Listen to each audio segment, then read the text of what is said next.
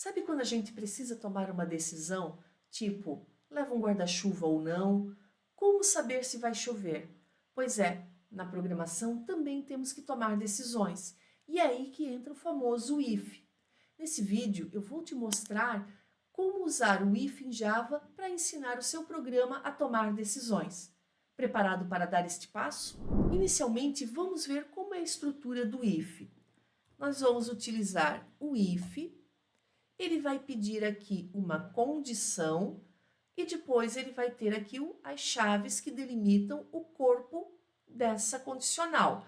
Então, aqui eu estou dizendo o quê? Se, vamos usar o exemplo aqui de cima, que ele está pedindo para verificar, criar um programa que verifique se um número é positivo.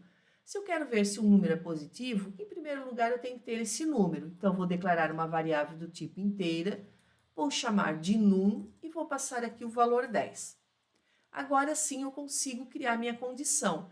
Eu vou pedir para que ele verifique se esse num é maior ou igual a 0. Se o número for maior ou igual a 0, eu sei que ele é um número positivo.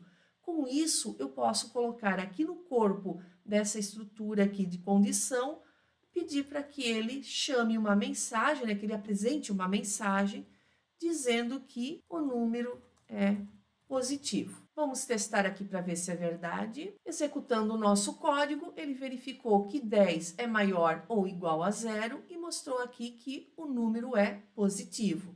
Vamos testar agora colocando o número 0, que é exatamente o limite aqui que eu quero, o valor mais baixo que eu quero para ver se ele é um número positivo ou não. Testando com o valor 0, ele também apresentou um número positivo. Agora eu vou colocar aqui, por exemplo, menos 4. Opa, aqui dentro não, né? Aqui tem que continuar o 0, menos 4 aqui para a gente testar aqui em cima, onde eu estou declarando o meu número. Vamos ver então se menos 4 é menor ou igual a 0. Vamos salvar e executar. Veja que agora ele não mostrou nada aqui embaixo no console. O que isso quer dizer? Que ele olhou aqui, ele fez a verificação, se o número menos 4 é menor ou igual a 0, não é, é falso. Como é falso, ele veio aqui para baixo. Ele passou, saiu do meu if e veio ver se tinha alguma coisa aqui para executar. Como não tinha nada, simplesmente ele não mostrou nada para nós aqui neste exemplo. Vamos ver agora um outro exemplo. Nesse segundo exemplo, percebam que vamos refatorar o programa anterior. Então, eu já estou com o programa anterior aqui declarado, já está pronto aqui para nós. Porém, agora, além de eu ver se esse número é positivo, eu quero ver também se ele é um número par, se o número é igual a 10 ou, e se ele também é múltiplo de 5. Então, eu tenho mais 3 condições para avaliar. Então, vamos criar aqui um novo if, um novo se, onde eu vou ver primeiramente se ele é um número par. Para saber se esse número é par, eu vou perguntar se a minha variável num, eu vou utilizar a função de mod, se o resto da divisão, o mod nada mais é do que resto da divisão. Então, eu vou verificar se esse número, se o resto da divisão desse número por 2, se ele for igual a 0, eu digo que esse número é par. Então, aqui eu posso dizer que ele é par. Se eu quisesse verificar se ele é ímpar, eu poderia pedir se o número mod 2, se ele é igual a 1. Se ele é igual a 1, eu vou dizer que esse número é ímpar. Porém, como nós queremos saber se ele é par, eu tenho que ver então se número mod 2 é igual a 0. Aqui também percebo que eu estou usando igual, que é para verificar igualdade. Apenas um sinal de igual é a atribuição. Vamos ver o que mais ele pede ali. Ele quer que verificamos também se o número é igual a 10. Então, vamos construir aqui mais um if, se o meu número é igual a 10. Se ele for igual a 10, então, passamos aqui um sysout aqui e colocamos aqui igual a 10. Podemos melhorar um pouquinho aqui a nossa mensagem, O número é igual a 10.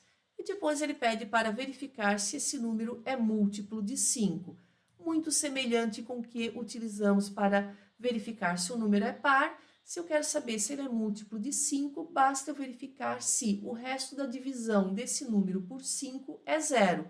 Então, num mod 5 é igual a 0.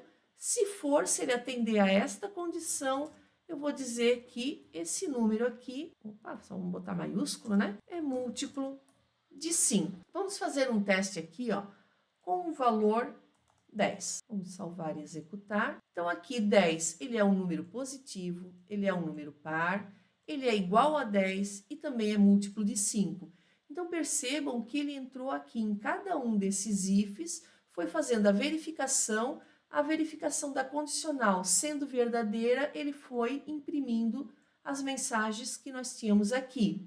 Agora percebo, se eu colocar aqui, ó, o número 15. Vejam que agora ele vai verificar aqui se o número é positivo. 15 é um número positivo.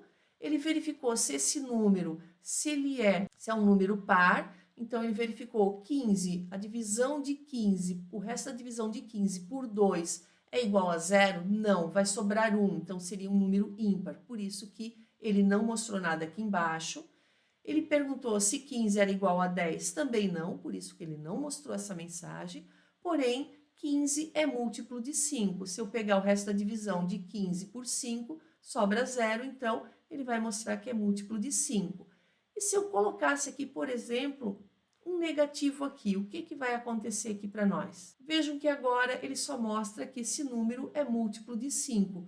Ele não é mais um número positivo, né? Ele já está aqui menos 15, é um número negativo, então 15 é menor ou igual a 0, por isso ele não imprimiu essa mensagem, e a única mensagem, o único if que ele conseguiu verificar que deu verdadeiro é esse aqui, se ele é múltiplo de 5. Vejamos agora mais um exemplo. No exemplo anterior, eu mostrei como criar vários ifs e eles estão independentes de cada um deles. Então, cada if é executado sequencialmente, independente se ele vai ser verdadeiro ou falso. Porém, eu posso ter uma verificação como essa atividade aqui, que pede para criar um programa que verifique se uma pessoa é maior de 18 anos ou não. Então, aqui eu tenho agora duas condições para verificar para uma única variável. Eu quero que ele me diga se a pessoa é maior de 18 ou não é maior de 18. É como se eu tivesse agora uma bifurcação. Eu tenho dois caminhos a seguir. Ou ela vai ser maior de 18 ou menor de 18. Nesse caso, eu não vou criar ifs separados. Para isso, nós temos uma estrutura que se chama if-else. Vamos ver a sua estrutura. Nós temos aqui a segunda opção, que é o if-else, ele já cria aqui a estrutura para nós. Então, o if sempre vai ter uma condição, e aqui no else, que seria o nosso senão, ele não tem condição.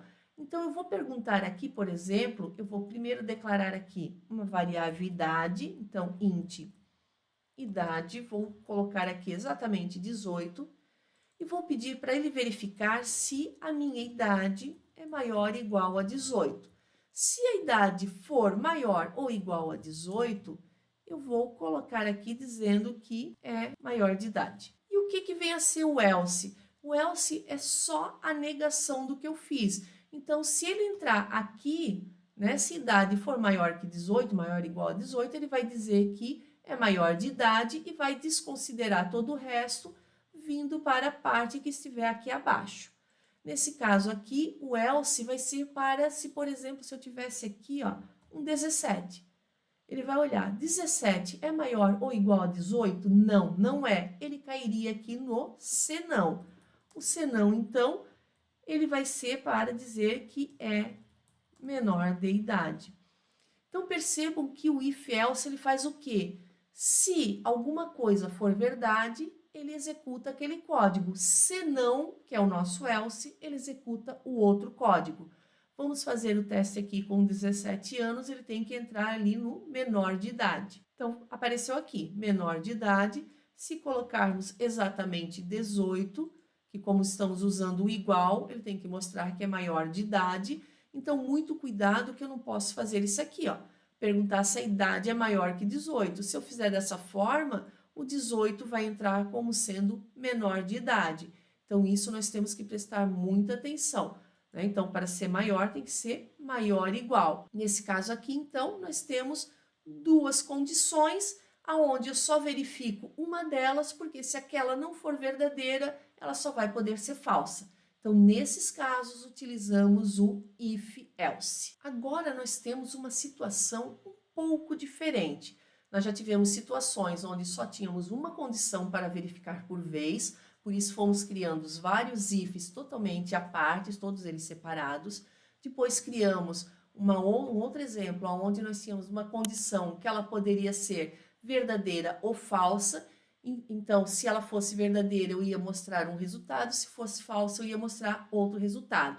Agora, eu tenho um caso aqui onde eu tenho 3 condições para ser analisadas. Vamos ver aqui o nosso exemplo. Crie um programa que verifique a situação de um aluno.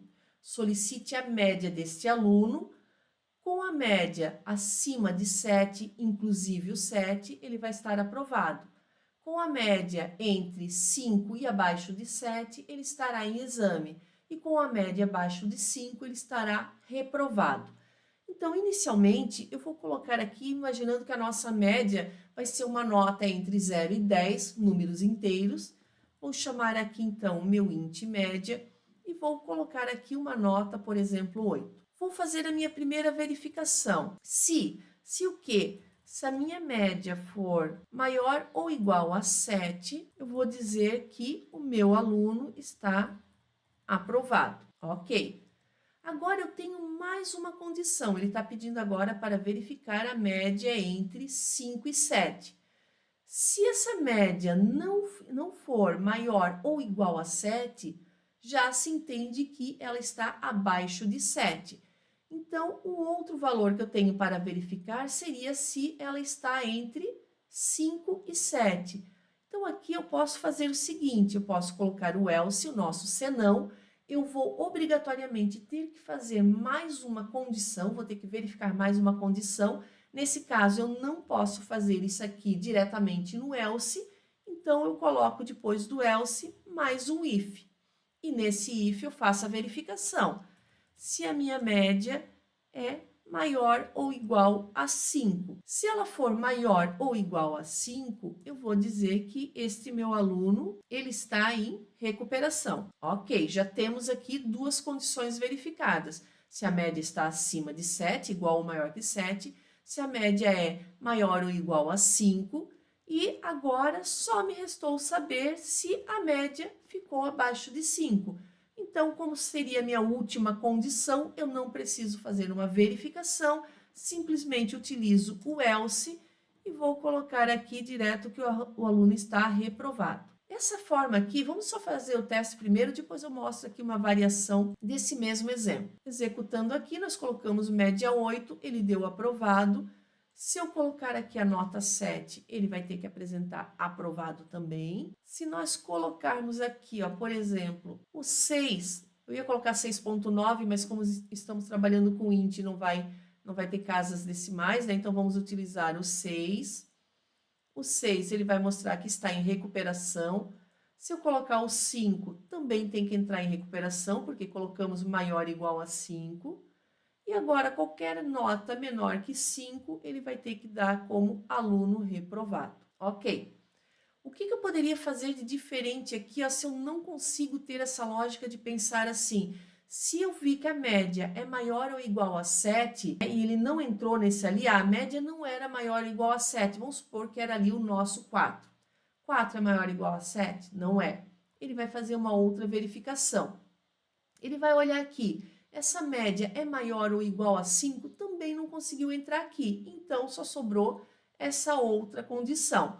Aqui nesse média maior ou igual a 5, eu posso também escrever da seguinte forma.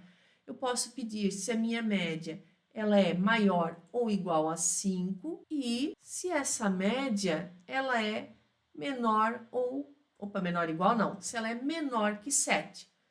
Então, vejam que aqui, ó, se eu precisar fazer 2 verificações dentro de um único condicional, eu tenho que sempre dizer quem eu estou verificando. Não vai funcionar se eu fizer isso aqui, ó. Se eu pedir média maior ou igual a 5 e alguma coisa, não está dizendo nada, ele não vai subentender que eu estou falando da média.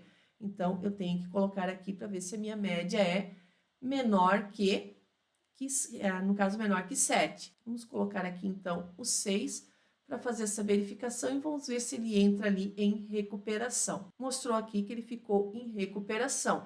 Então, o que que funciona, né? O que que seria esse e? Também já tivemos uma aula, né? Um vídeo ali já gravado falando sobre isso lá nos operadores.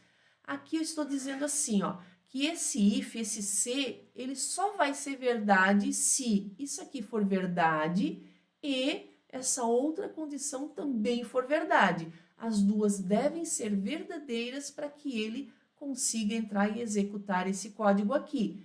E aqui no nosso else não vai mudar nada, aqui vai ser o restante que sobrar aqui das minhas opções, pensando ali entre uma reta onde eu tenho valores de 0 a 10, né? Eu não tenho outra condicional para colocar aqui.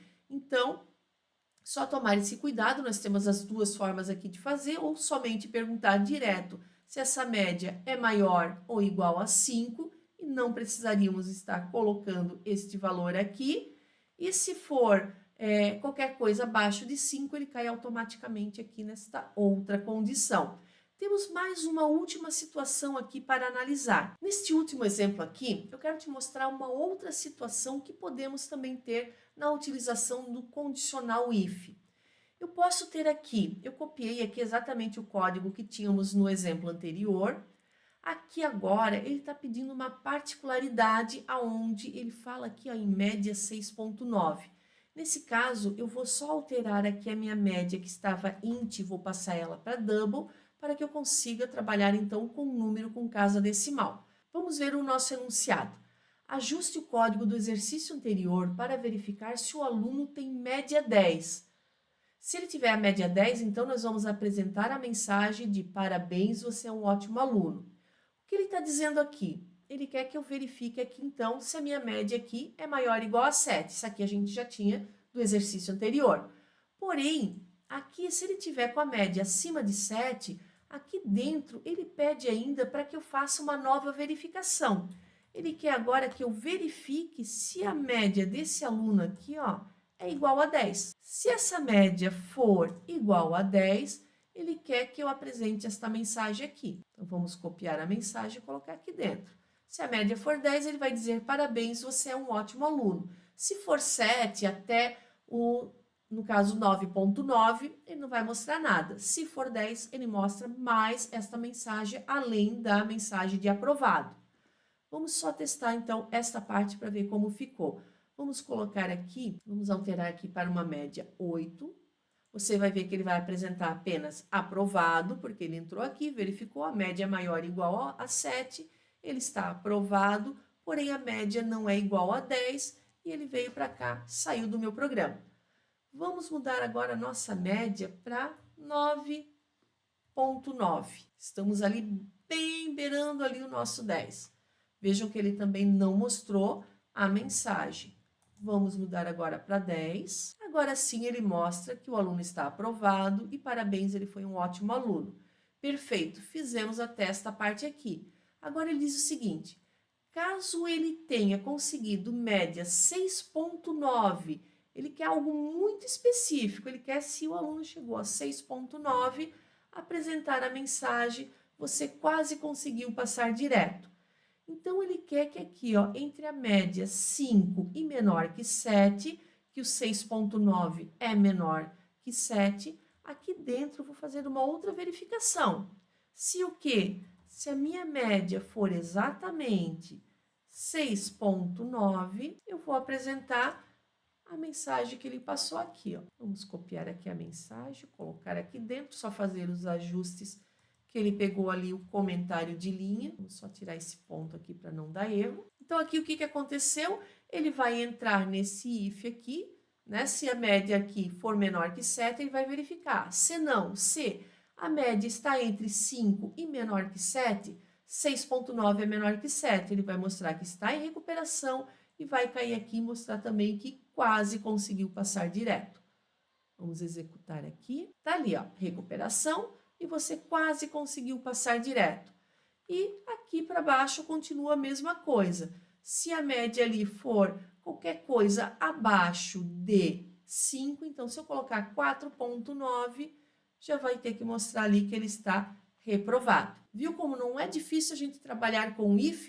Só tem que parar, ler bem a questão, tentar criar ali de repente até uns desenhos, uns fluxogramas para você entender o que você vai construir e realmente ir construindo por etapas e já vai testando. Você viu que eu primeiro testei essa primeira parte aqui do if, depois que eu vim para a segunda parte e por final, então, entrei aqui nesse else. Se você ficou ainda com alguma dúvida relacionada à estrutura de seleção if, por favor, coloque aí nos comentários aí que, se for necessário, fazemos um novo vídeo para poder te explicar e sanar as suas dúvidas. Nos vemos no próximo vídeo.